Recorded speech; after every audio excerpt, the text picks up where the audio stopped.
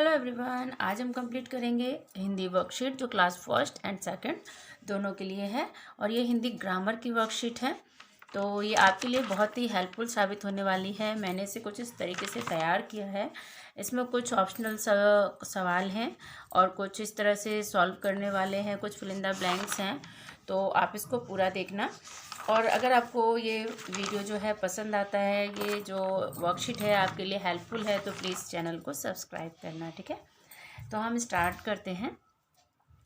पहला सवाल है सही विकल्प चुनिए। ठीक है, आपके पास कुछ ऑप्शंस दिए हुए हैं और जो सवाल है उसके अकॉर्डिंग जो सही आंसर होगा आपको उसको सेलेक्ट करना है। ठीक है, तो पहला सवाल है स्वर और व्यंजन मिलने पर स्वर का रूप बदल जाता है। जब हम स्वर और व्यंजन दोनों को मिलाते हैं तो जो स्वर का रूप होता है वो बदल जाता है। ठीक है, इससे किसका निर्माण होता है ना। जैसे कि मान लीजिए यही शब्द है ना, माँ पे हमने ई को मिलाया है, बड़ी की है तो ये मात्रा में चेंज हो गया है ना। तो यही होता है, जब हम स्वर और व्यंजन को मिलाते हैं तो जो स्वर का रूप है वो मात्रा में बदल जाता है। ठीक है, तो इसका सही आंसर क्या होगा, मात्रा होगा। ठीक है, तो हम यहाँ पे लिखेंगे मात्रा। ठीक है, ये इसका राइट आंसर होगा। ठीक है, सेकंड है व्यंजन वर्णों के साथ किन वर्णों की मात्रा का प्रयोग किया जाता है। ठीक है, व्यंजन वर्ण के साथ हम किन वर्ण की मात्रा का प्रयोग करते हैं, तो इसका आंसर है स्वर दोनों। ठीक है, स्वर वर्ण आंसर होगा, क्योंकि व्यंजन में हम हमेशा स्वर वर्ण की मात्रा यूज़ करते हैं। ये आंसर सही है। स्वर या अक्षरों का पूरा समूह कहलाता है। स्वर और अक्षरों का जो पूरा समूह होता है वो वर्णमाला कहलाता है। ठीक है, सेकंड है थर्ड है दिए गए व्यंजन में से किस स्वर की मात्रा लगी है। ठीक है, आपको इसमें बताना है कि इसमें कौन सी मात्रा लगी है। जैसे माँ पे एक मात्रा लगी है, ये कौन सी मात्रा है, ये बड़ी की मात्रा कही जाती है, तो ये बड़ी की मात्रा है, तो हम यहाँ पे बड़ी ई लिखेंगे। ठीक है, माँ पे बड़ी की मात्रा लगी है, ये मी है ना, तो हम इसको क्या लिखेंगे, बड़ी ई। ठीक है, क्योंकि इस पे बड़ी की मात्रा लगी है। अब ये से स पे छोटी की मात्रा लगी है ना, इसके लिए आप लोगों को मात्रा अच्छे से पहचाननी होगी। नेक्स्ट है रा पे छोटे ऊ की मात्रा है ना। रा पे किसकी मात्रा है, छोटे ऊ की, तो हम यहाँ पे लिखेंगे छोटा ऊ। ठीक है, नेक्स्ट है का पे बड़े आ की मात्रा है ना। का पे किसकी मात्रा है, बड़े आ की, तो हम यहाँ पे लिखेंगे बड़ा आ। ठीक है, हमें ये बताना है कि किस स्वर की मात्रा लगी है। ठीक है, तो माँ पे ये मात्रा लगी है तो बड़ी ई है। ठीक है, स पे छोटी की मात्रा लगी है तो यहाँ पे छोटी ई, ये स्वर है और ये इनकी मात्राएं हैं। ठीक है, ता पे ए की मात्रा है, ये ए। ठीक है, ये ओ की मात्रा सो है ना, स पे ओ की मात्रा लगी है, तो हम यहाँ पे ओ लिखेंगे। यहाँ पे मौ, मौ इसका मतलब ओ की मात्रा लगी है, ओ। ठीक है, और ये पू, पा पे बड़े ओ की मात्रा है, तो हम यहाँ पे लिखेंगे बड़ा ओ। ठीक, और नेक्स्ट क्या है, दी गई मात्रा के चार चार शब्द लिखिए। आपको मात्राओं के यहाँ पे हमने मात्रा दी हुई है और इस मात्रा से आपको यहाँ पे चार शब्द लिखने हैं। जैसे ये बड़े ऊ की मात्रा है ना, तो बड़े ऊ की मात्रा से कौन कौन से शब्द बन सकते हैं। पहला तो चूहा। ठीक है, चूहा। ठीक, चूहा के बाद क्या बन सकता है,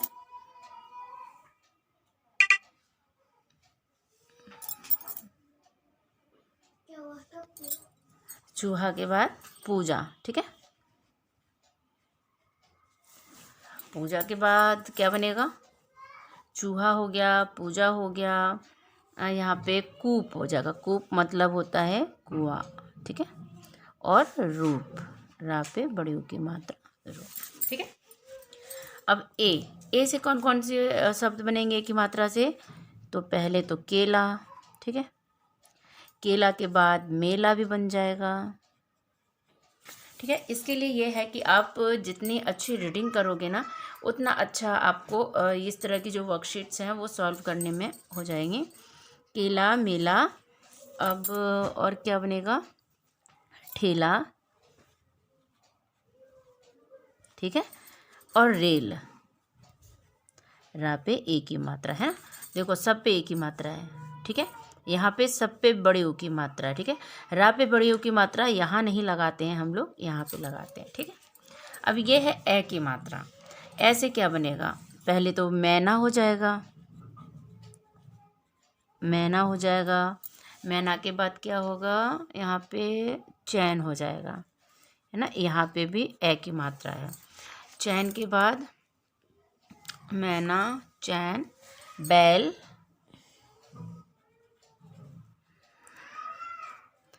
बैल, और क्या होगा, मैना, चैन, बैल। नेक्स्ट हो जाएगा सैर, ओ की मात्रा, ठीक है। ओ की मात्रा से मोर, ठीक है। मोर के बाद चोर, मोर हो गया, चोर हो गया, और कोण,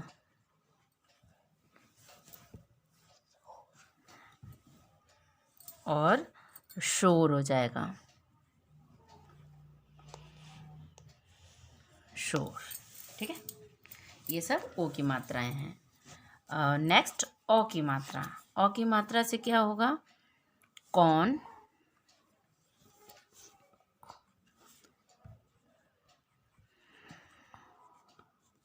और मौन, मौन, कौन और मौन, और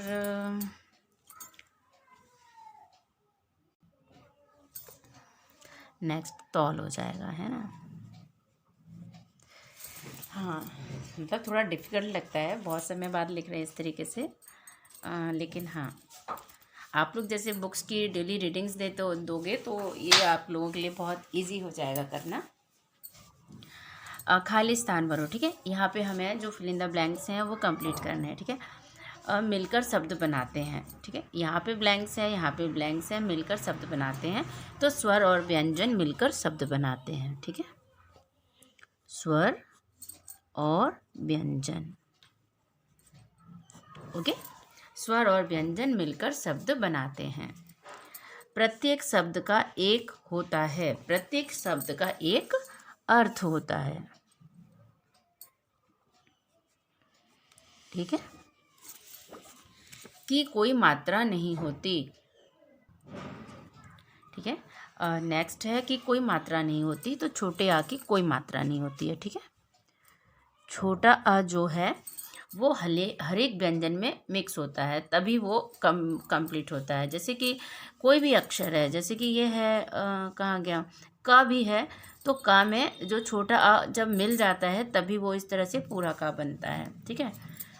तो छोटे आ की लेकिन कोई मात्रा नहीं होती है, सभी व्यंजनों के साथ मिला होता है छोटा आ। जो अभी हम आपको बता रहे थे ना, ये वही है। छोटा आ जो है वो सभी व्यंजनों में मिला होता है, ठीक है। क्ष, त्र, ज्ञ और श्र व्यंजन है, ये संयुक्त व्यंजन कहे जाते हैं, ठीक है। ये सब जो ऑब्जेक्टिव टाइप सवाल हैं, फिल इन द ब्लैंक्स हैं, ये मोस्टली जो सवाल हैं बच्चों को फिल इन द ब्लैंक्स में ट्रू फॉल्स में आते ही आते हैं। तो ये जो वर्कशीट है हिंदी ग्रामर की, ये अगर आप देखोगे तो आपके लिए वाकई बहुत हेल्पफुल साबित होने वाली है। ओके, नेक्स्ट है डैश और डैश मिलकर शब्द बनाते हैं, मतलब कंप्लीट हो गया ना, ठीक है। मिलकर शब्द बनाते हैं, तो स्वर और व्यंजन मिलकर शब्द बनाते हैं, ठीक है। स्वर और व्यंजन, ठीक है। स्वर और व्यंजन मिलकर शब्द बनाते हैं, ठीक है। नेक्स्ट है सही शब्द बनाइए, ठीक है। यहाँ पे ल लिखा है और यहाँ पे कुछ अक्षर लिखे हुए हैं, इनको इससे मैच करके हम लोगों को यहाँ पे शब्द बना के लिखने हैं, ठीक है। तो द और ल मिलके यहाँ पे दल, ठीक है, ओके। च और ल मिलके चल। ओके, ह ल हल। ठीक है, नेक्स्ट बल बल। ठीक है, ऐसी है। उचित मात्रा द्वारा शब्द पूरे कीजिए। ठीक है, यहाँ पे अक्षर लिखे हुए हैं लेकिन इनका कोई मतलब नहीं है क्योंकि अभी इन पे मात्राएं नहीं लगी हैं, इनका कोई अर्थ नहीं निकल रहा है। तो हम लोगों को क्या करना है कि एक पूरी मात्रा माने जो मात्रा यहाँ पे सही लगे वो लगा के एक सही शब्द बनाना है। ठीक है, जैसे यहाँ पे र और ला है, इसका कोई ये शब्द नहीं कहा जाएगा क्योंकि इसका कोई मतलब नहीं निकल रहा है। तो हम इस पे क्या करेंगे, मात्रा लगा के इसको सही शब्द बनाएंगे। ठीक है, जैसे रा पे अगर हम एक ही मात्रा लगा दें तो रेल बन जाएगा, है ना। तो रेल एक शब्द है क्योंकि इसका एक अर्थ होता है। और ये क्या है, खलना, तो खलन से क्या होगा, खिलौना हो जाएगा। ठीक है, खा पे हमने छोटे की मात्रा लगाई, ला पे औ की मात्रा लगाई और ये है ना खिलौना। देखिए ये सब तैयार हो गया। यहाँ पे प और ज लिखा है। ठीक है, तो प ज से पूजा हो जाएगा। ठीक है, प पे ऊ की मात्रा लगाएंगे और ज पे आ की मात्रा, पूजा। ठीक है, ह और थ, इससे हाथी बनेगा। हा पे हमने आ की मात्रा लगाई और था पे हमने बड़ी की मात्रा लगाई, है ना, हाथी। हाथ भी हो जाएगा, जैसे हा पे हमने अगर आ की मात्रा लगा देंगे बड़े आ की तो हाथ, ये भी एक शब्द है। घड़ा, है ना, तो हम इसको घड़ी भी लिख सकते हैं, घड़ा भी लिख सकते हैं और घोड़ा भी लिख सकते हैं। ठीक है, तो हम इसको घोड़ा लिखते हैं। दो मात्राएं आपको पता चलेंगी। घ पे ओ की मात्रा लगाई और घोड़ा। ठीक है, तो इस तरह से आप और भी वर्कशीट तैयार कीजिए क्योंकि जो हिंदी में डिक्टेशंस होती हैं वो सही में बहुत माने।